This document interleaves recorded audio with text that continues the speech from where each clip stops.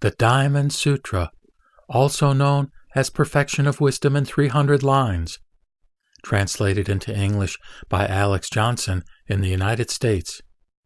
Website diamond-sutra.com.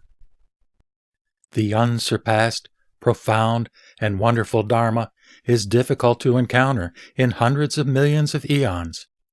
I now see and hear it, receive and uphold it, and I vow to fathom the Tathagata's true meaning. Chapter 1. This is what I heard. At one time the Buddha was staying in the Jeta Grove, near the city of Sravasti. With him there was a community of 1,250 venerable monks and devoted disciples. One day before dawn, the Buddha clothed himself, and along with his disciples took up his alms bowl and entered the city to beg for food door to door, as was his custom.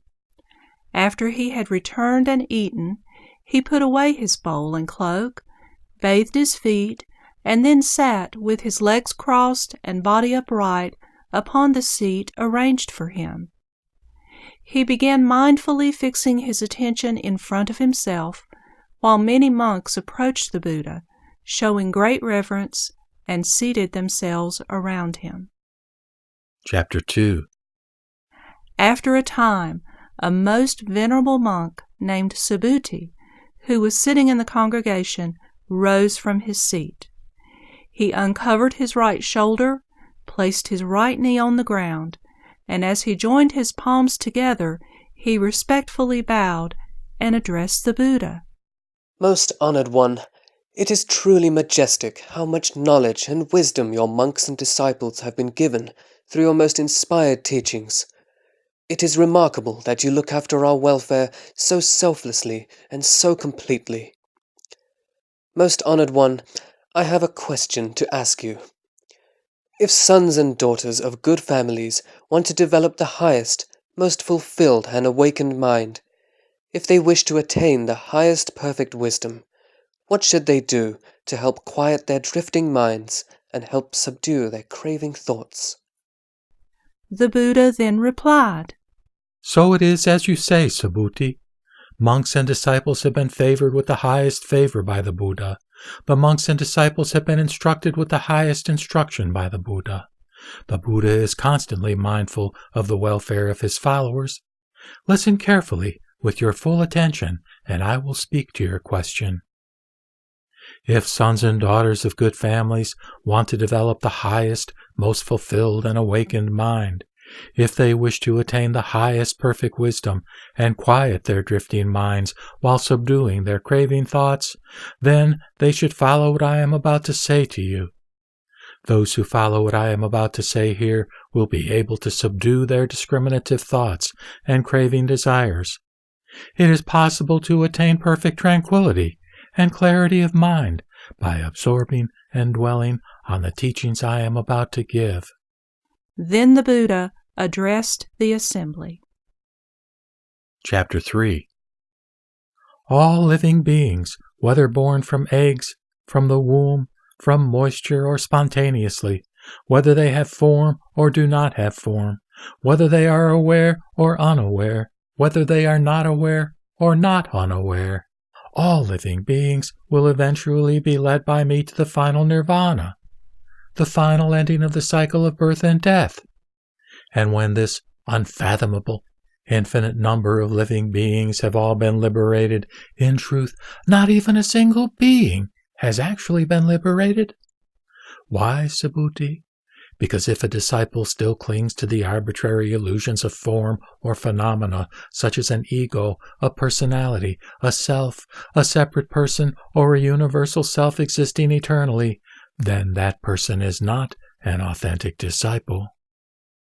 Chapter 4. Furthermore, Subhuti, in the practice of compassion and charity, a disciple should be detached. That is to say, he should practice compassion and charity without regard to appearances, without regard to form, without regard to sound, smell, taste, touch, or any quality of any kind. Subhuti, this is how the disciple should practice compassion and charity. Why? Because practicing compassion and charity without attachment is the way to reaching the highest perfect wisdom. It is the way to becoming a living Buddha. Subhuti, do you think that you can measure all of space in the eastern heavens? No, most honored one. One cannot possibly measure all of the space in the eastern heavens. Subhuti, can space in all the western, southern, and northern heavens, both above and below, be measured? No, most honored one. One cannot possibly measure all the space in the western, southern, and northern heavens. Well, Subhuti, the same is true of the merit of the disciple who practices compassion and charity without any attachment to appearances, without cherishing any idea of form. It is impossible to measure the merit they will accrue. Subhuti, my disciples should let their minds absorb and dwell in the teachings I have just given. Chapter 5. Subhuti, what do you think? Can the Buddha be recognized by means of his bodily form? No, most honored one. The Buddha cannot be recognized by means of his bodily form. Why? Because when the Buddha speaks of bodily form, it is not a real form, but only an illusion. The Buddha then spoke to Subhuti. All that has a form is elusive and unreal. When you see that all forms are elusive and unreal, then you will begin to perceive your true Buddha nature. Chapter 6.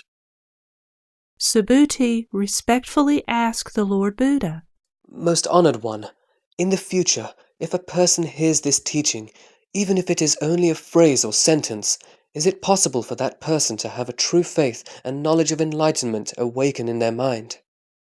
Without a doubt, Subhuti, even 500 years after the enlightenment of this Buddha, there will be some who are virtuous and wise, and, while practicing compassion and charity, will believe in the words and phrases of this sutra and will awaken their minds purely.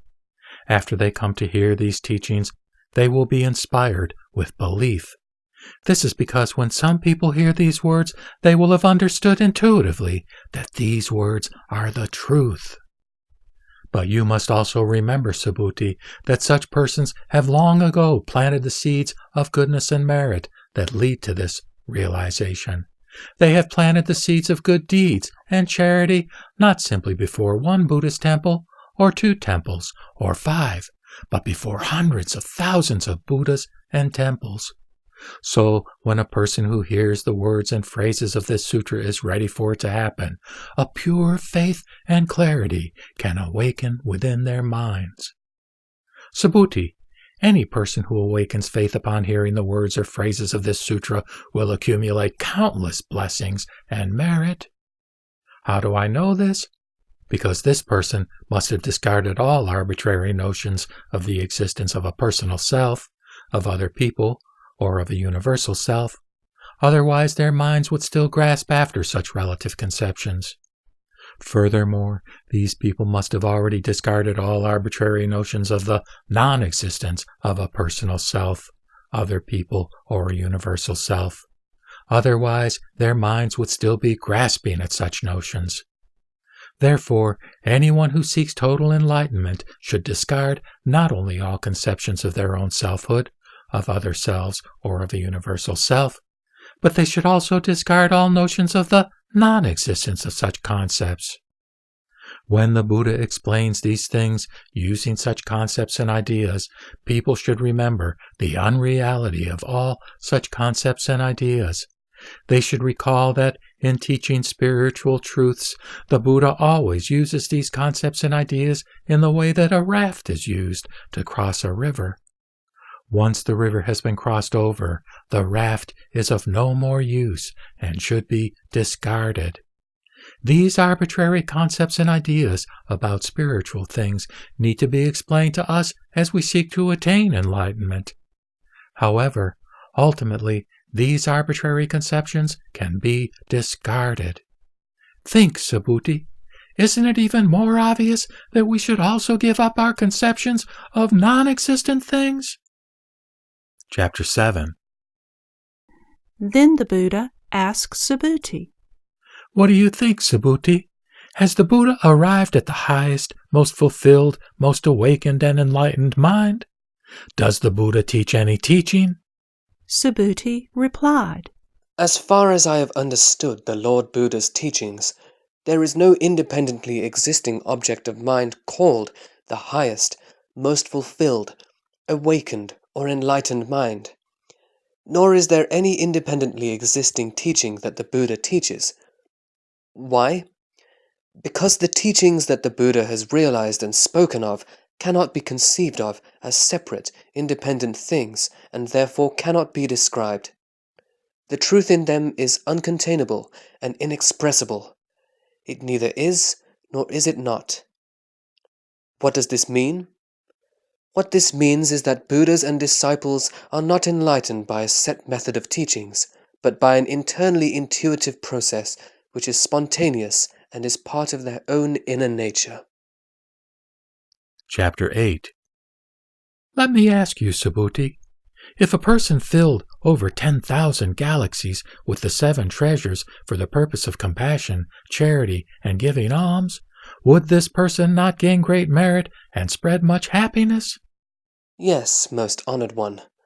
This person would gain great merit and spread much happiness, even though in truth this person does not have a separate existence to which merit could accrue.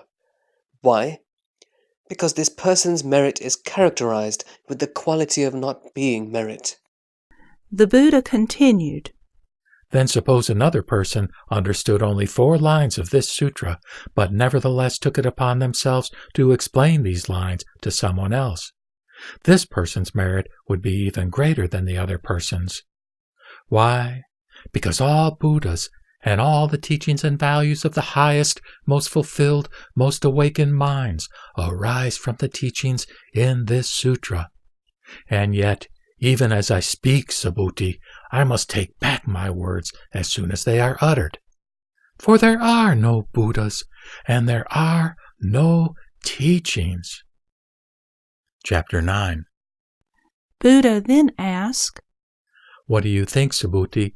Does one who has entered the stream which flows to enlightenment say, I have entered the stream? No, Buddha. Subhuti replied, A true disciple entering the stream would not think of themselves as a separate person that could be entering anything.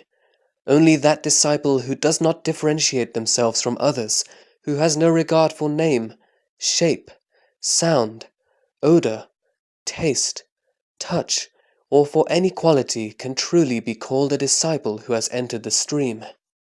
Buddha continued, Does a disciple who is subject to only one more rebirth say to himself, I am entitled to the honors and rewards of a once to be reborn? No, Lord. Once to be reborn is only a name. There is no passing away or coming into existence. Only one who realizes this can really be called a disciple.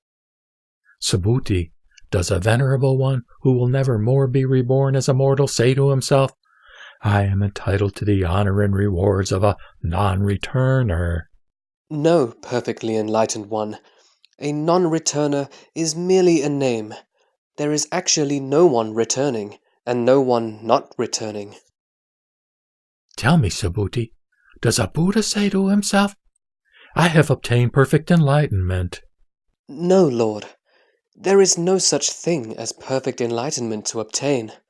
If a perfectly enlightened Buddha were to say to himself, I am enlightened, he would be admitting there is an individual person, a separate self and personality, and would therefore not be a perfectly enlightened Buddha.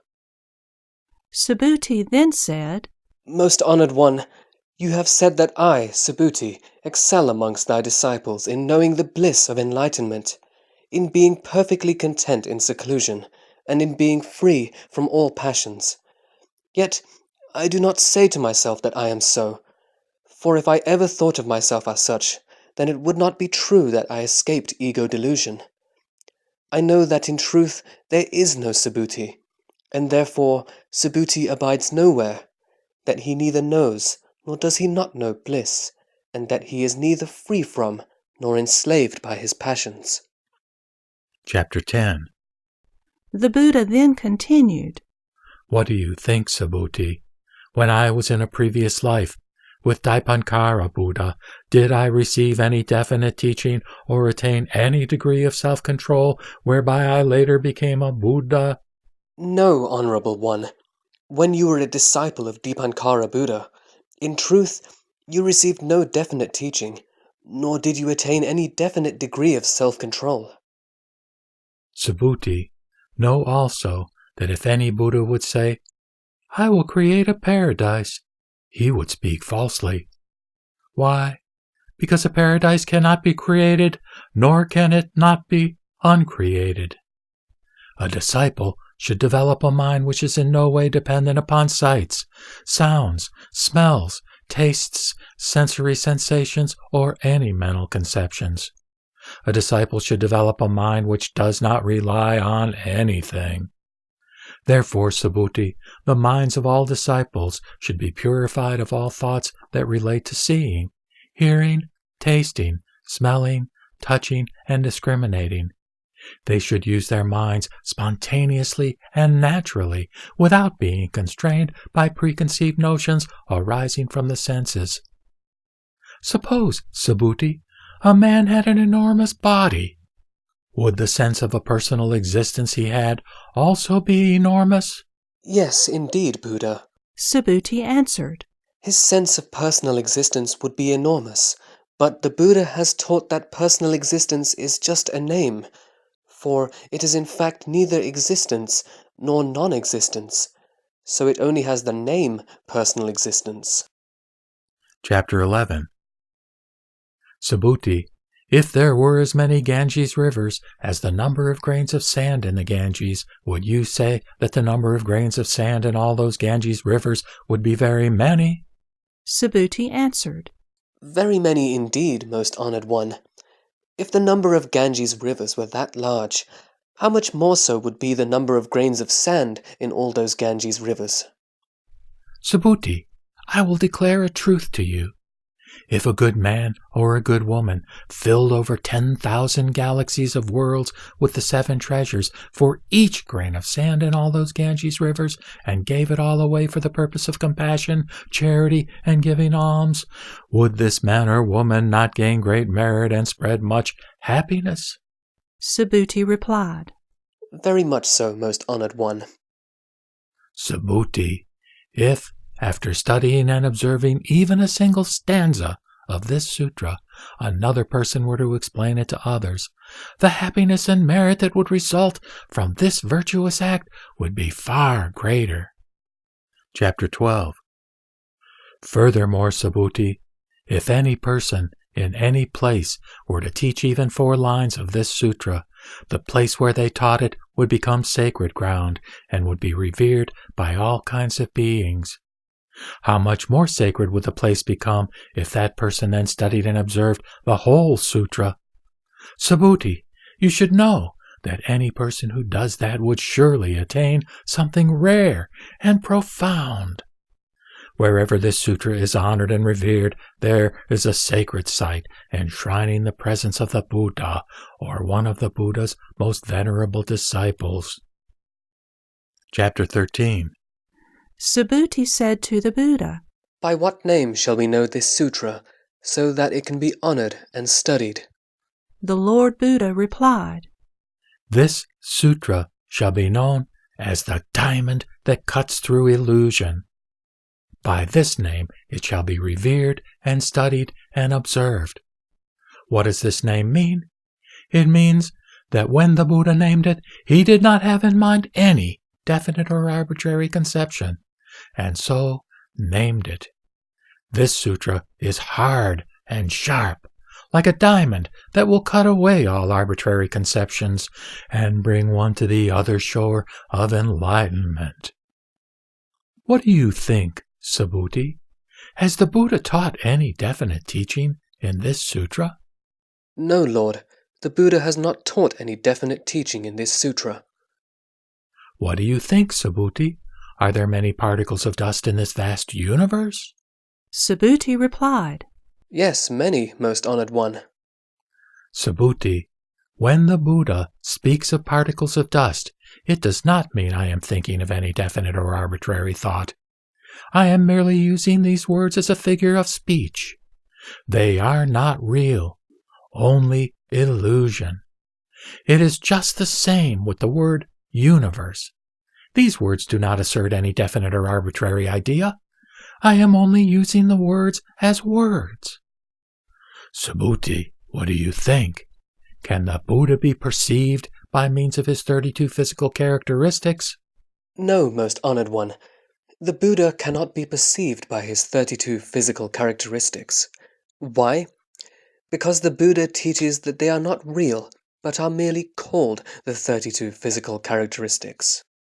Subhuti, if a good and faithful person, whether male or female, has, for the sake of compassion and charity, been sacrificing their life for generation upon generation, for as many generations as the grains of sand in 3,000 universes, and another follower has been studying and observing even a single section of this sutra and explains it to others, that person's blessings and merit would be far greater.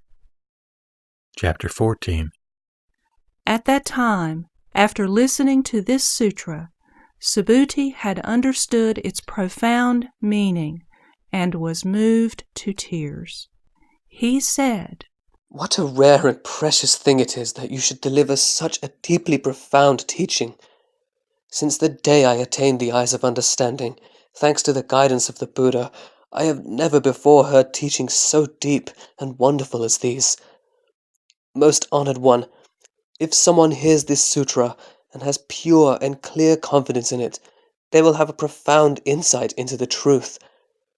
Having perceived that profound insight, that person will realize the rarest kind of virtue.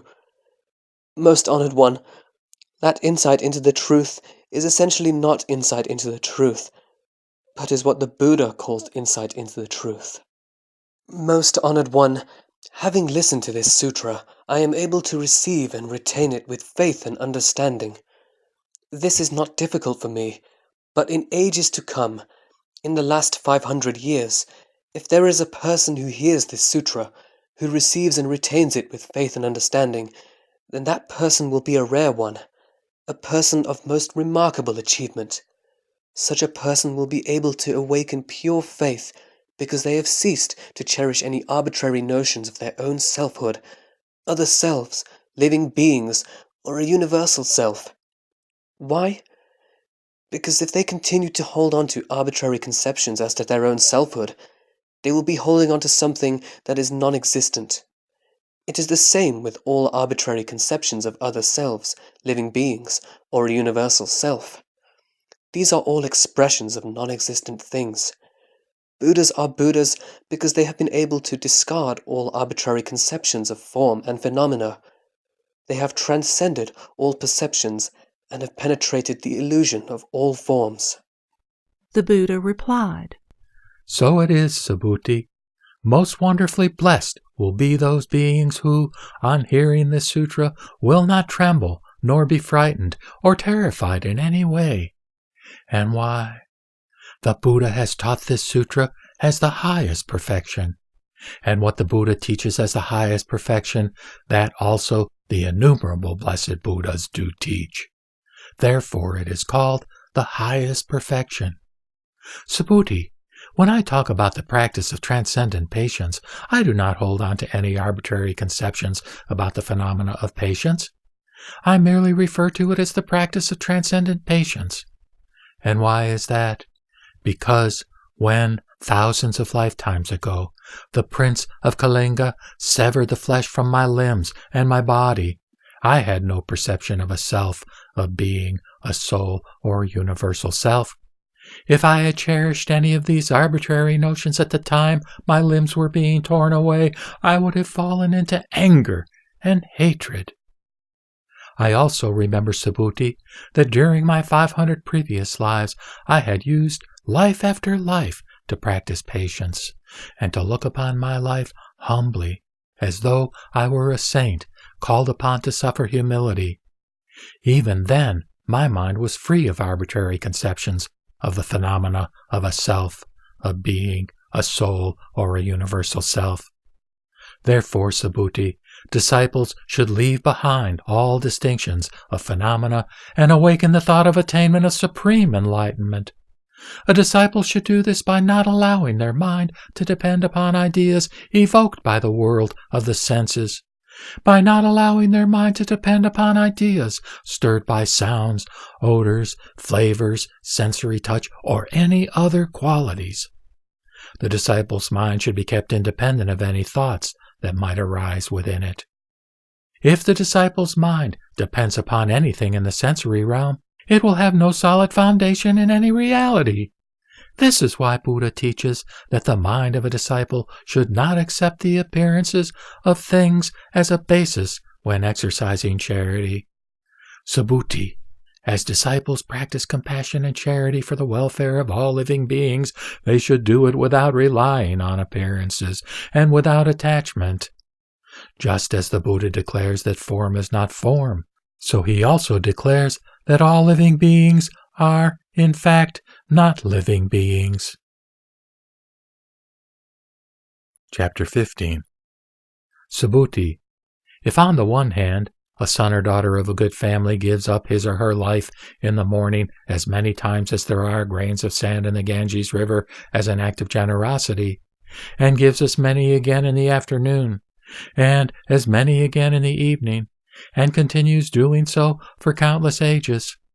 And if, on the other hand, another person listens to this sutra with complete confidence and without contention, that person's happiness will be far greater. But the happiness of one who writes this sutra down, receives, recites, and explains it to others cannot even be compared. It is so great. Subhuti, we can summarize by saying that the merit and virtue of this sutra is inconceivable, incalculable, and boundless. The Buddha has declared this teaching for the benefit of initiates on the path to enlightenment. He has declared it for the benefit of initiates on the path to nirvana. If there is someone capable of receiving, practicing, reciting, and sharing this sutra with others, the Buddha will see and know that person, and he or she will receive immeasurable, incalculable, and boundless merit and virtue. Such a person is known to be carrying the supreme enlightenment attained by the Buddha. Why? Subhuti, if a person is satisfied with lesser teachings than those I present here, if he or she is still caught up in the idea of a self, a person, a living being, or a universal self, then that person would not be able to listen to, receive, recite, or explain this sutra to others. Subhuti, wherever this sutra shall be observed, studied, and explained, that place will become sacred ground to which countless spiritually advanced beings will bring offerings. Such places, however humble they may be, will be revered as though they were famous temples, and countless pilgrims will come there to worship. Such a place is a shrine and should be venerated with formal ceremonies and offerings of flowers and incense. That is the power of this sutra. Chapter 16. Furthermore, Subhuti, if a good man or good woman who accepts, upholds, reads, or recites this sutra is disdained or slandered, if they are despised or insulted, it means that in prior lives they committed evil acts, and as a result are now suffering the fruits of their actions. When their prior life's evil actions have finally been dissolved and extinguished, he or she will attain the supreme clarity of the most fulfilled and awakened mind. Subhuti, in ancient times, before I met Dharmachakra Buddha, I had made offerings to and had been attendant of all 84,000 million Buddhas. If someone is able to receive, recite, study, and practice this sutra in a later, more distant age, then the happiness and merit brought about by this virtuous act would be hundreds of thousands of times greater than that which I brought about by my service to the Buddhas in ancient times. In fact, such happiness and merit cannot be conceived or compared with anything, even mathematically.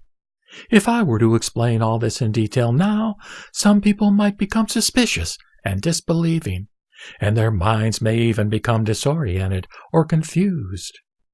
Subhuti, you should know that the meaning of this sutra is beyond conception and discussion.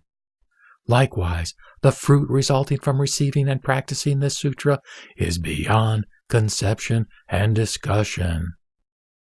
Chapter 17. At that time, the Venerable Subhuti then asked the Lord Buddha, World-honored one, may I ask you a question again?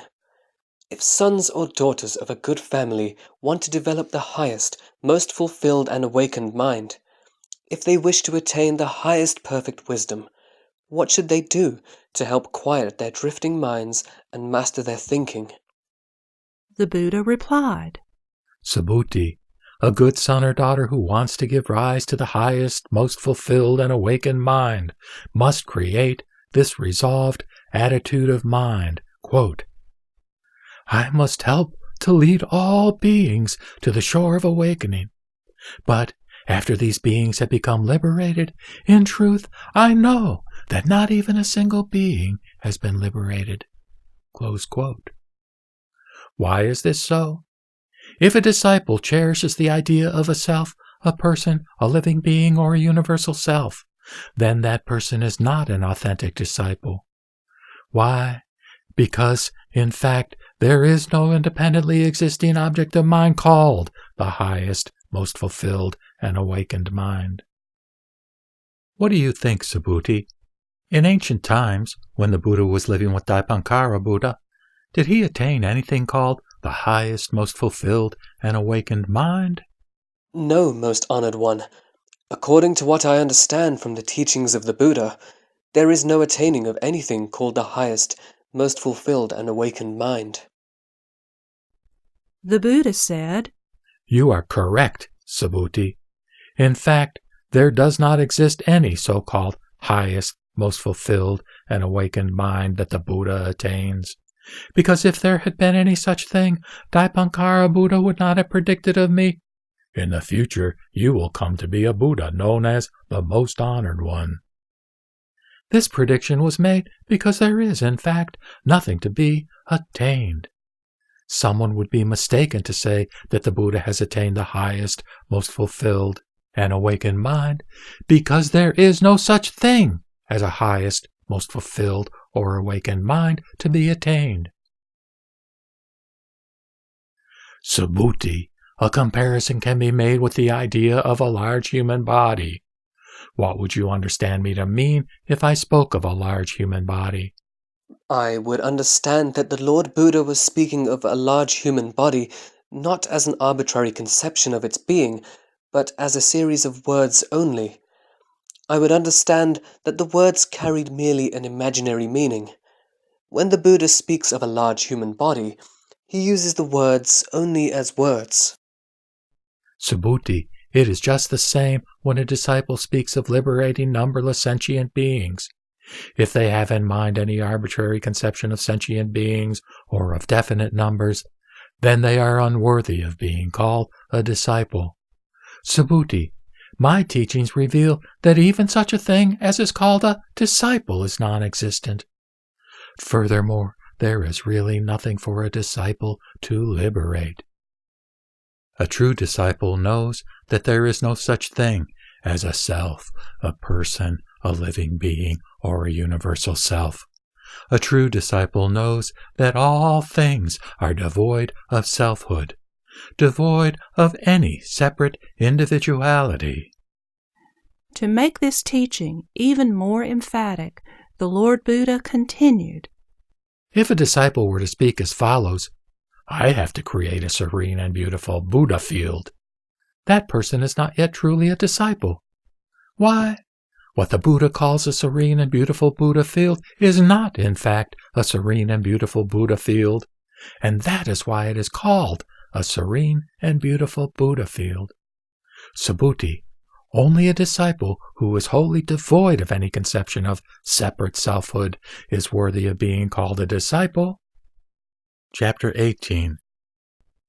The Buddha then asked Subhuti, What do you think? Does the Buddha have human eyes? Subhuti replied, Yes, he has human eyes. Does he have the eyes of enlightenment? Of course. The Buddha has the eyes of enlightenment, otherwise he would not be the Buddha. Does the Buddha have the eyes of transcendent intelligence? Yes, the Buddha has the eyes of transcendent intelligence. Does the Buddha have the eyes of spiritual intuition? Yes, Lord, the Buddha has the eyes of spiritual intuition. Does the Buddha have the eyes of love and compassion for all sentient beings?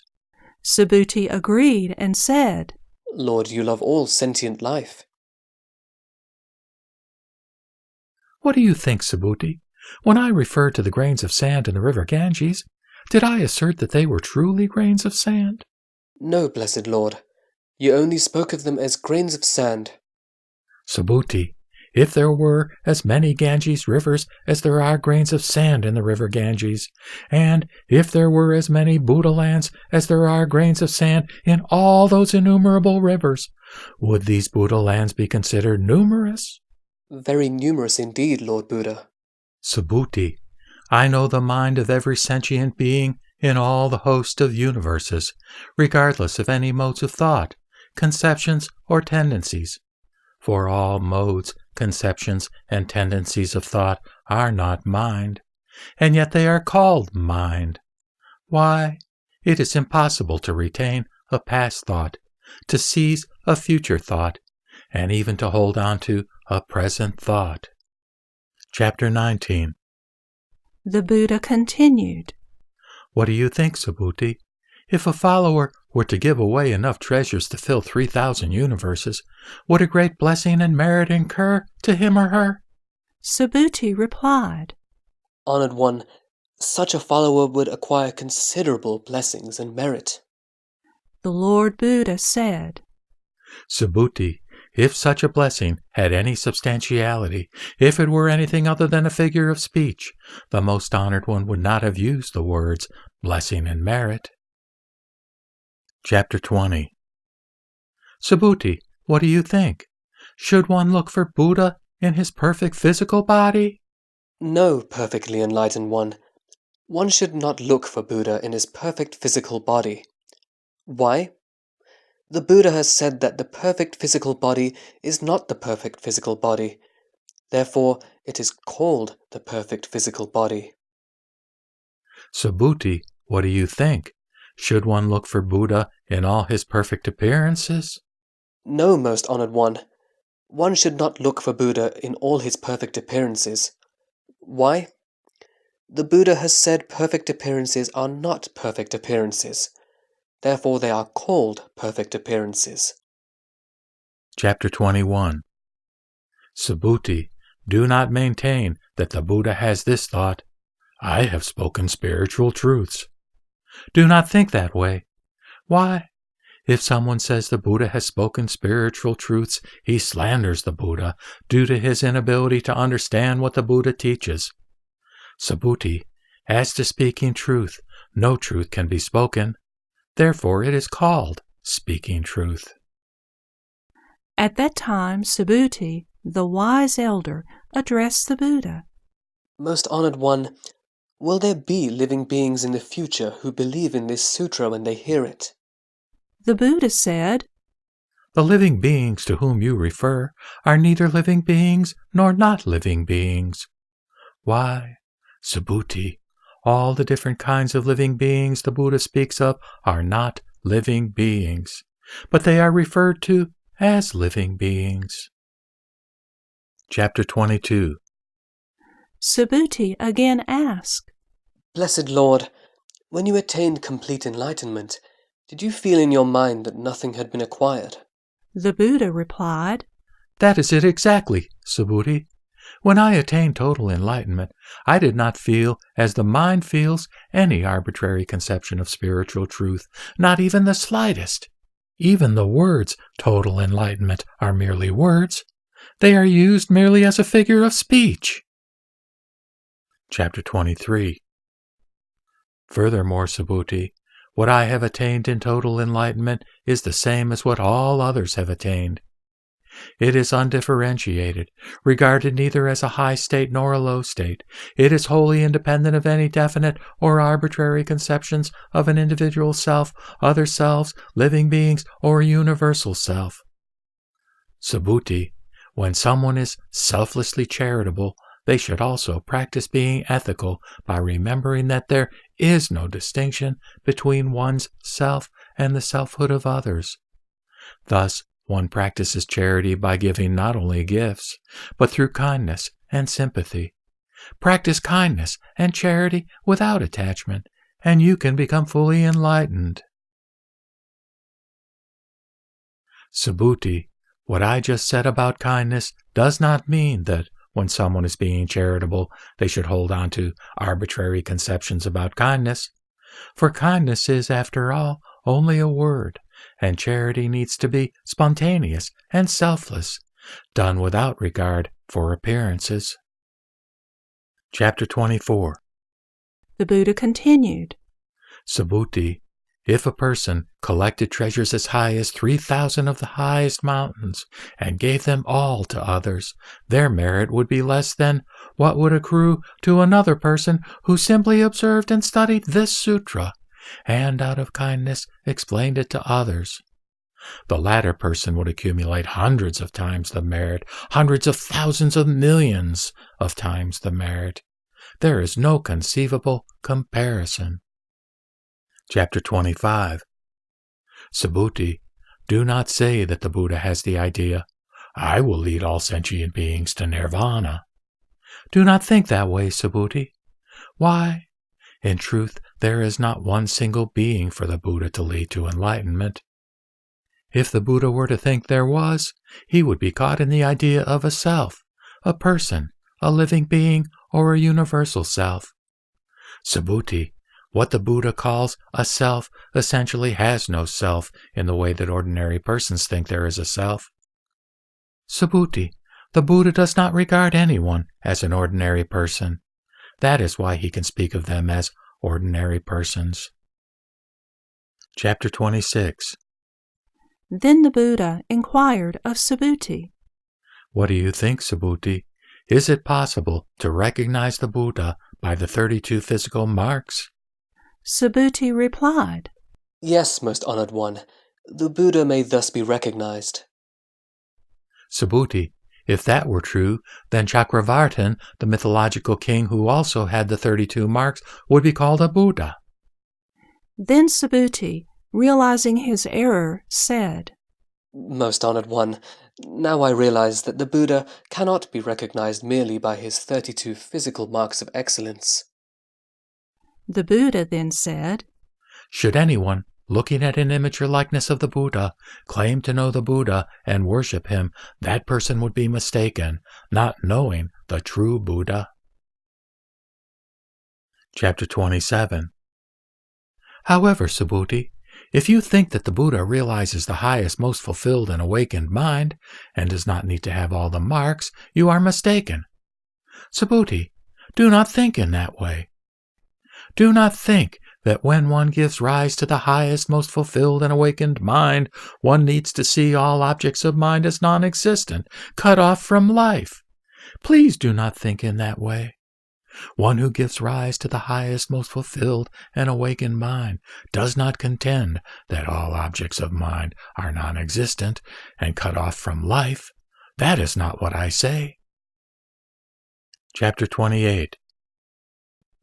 The Lord Buddha continued, Subhuti, if someone gives treasures equal to the number of sands on the shores of the Ganges River, and if another, having realized the egolessness of all things, thereby understands selflessness, the latter would be more blessed than the one who practiced external charity.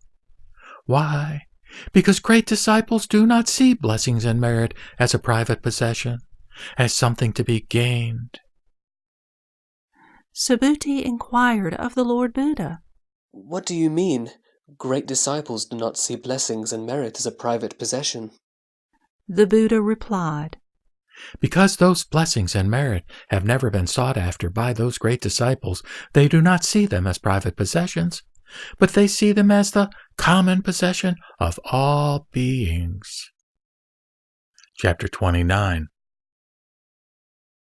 The Buddha said, Subhuti, if any person were to say that the Buddha is now coming or going, or sitting up or lying down, they would not have understood the principle I have been teaching. Why? Because while the expression Buddha means he who has thus come, thus gone, the true Buddha is never coming from anywhere or going anywhere. The name Buddha is merely an expression, a figure of speech. Chapter 30. The Lord Buddha resumed, Subhuti, if any good person, either man or woman, were to take 3,000 galaxies and grind them into microscopic powder and blow it into space, what do you think? Would this powder have any individual existence? Subhuti replied, Yes, Lord, as a microscopic powder blown into space, it might be said to have a relative existence, but as you use words, it has no existence. The words are used only as a figure of speech. Otherwise, the words would imply a belief in the existence of matter as an independent and self-existent thing, which it is not. Furthermore, when the Most Honored One refers to the 3,000 galaxies, he could only do so as a figure of speech. Why? Because if the 3,000 galaxies really existed, their only reality would consist in their cosmic unity. Whether as microscopic powder or as galaxies, what does it matter? Only in the sense of the cosmic unity of ultimate being can the Buddha rightfully refer to it. The Lord Buddha was very pleased with this reply and said, Subhuti, although ordinary people have always grasped after an arbitrary concept of matter and galaxies, the concept has no true basis. It is an illusion of the mortal mind. Even when it is referred to as cosmic unity, it is unthinkable and unknowable. Chapter 31. The Lord Buddha continued, If any person were to say that the Buddha in his teachings has constantly referred to himself, to other selves, to living beings, or to a universal self, what do you think? Would that person have understood my meaning? Subhuti replied, No, blessed Lord, that person would not have understood the meaning of your teachings. For when you refer to those things, you are not referring to their actual existence. You only use the words as figures of speech, as symbols. Only in that sense can words be used, for conceptions, ideas, limited truths, and spiritual truths have no more reality than have matter or phenomena. Then the Lord Buddha made his meaning even more emphatic by saying, Subhuti, when people begin their practice of seeking to attain total enlightenment, they ought to see, to perceive, to know, to understand, and to realize that all things and all spiritual truths are no things, and, therefore, they ought not to conceive within their minds any arbitrary conceptions whatsoever. Chapter 32. Buddha continued, Subhuti, if anyone gave to the Buddha an immeasurable quantity of the 7 treasures, sufficient to fill the whole universe, and if another person, whether a man or woman, in seeking to attain complete enlightenment, were to earnestly and faithfully observe and study even a single section of this sutra and explain it to others, the accumulated blessing and merit of that latter person would be far greater. Subhuti, how can one explain this sutra to others without holding in mind any arbitrary conception of forms or phenomena or spiritual truths? It can only be done, Subhuti, by keeping the mind in perfect tranquility and free from any attachment to appearances. So I say to you, this is how to contemplate our conditioned existence in this fleeting world. Like a tiny drop of dew, or a bubble floating in a stream, like a flash of lightning in a summer cloud, or a flickering lamp, an illusion, a phantom, or a dream. So is all conditioned existence to be seen. Thus spoke Buddha.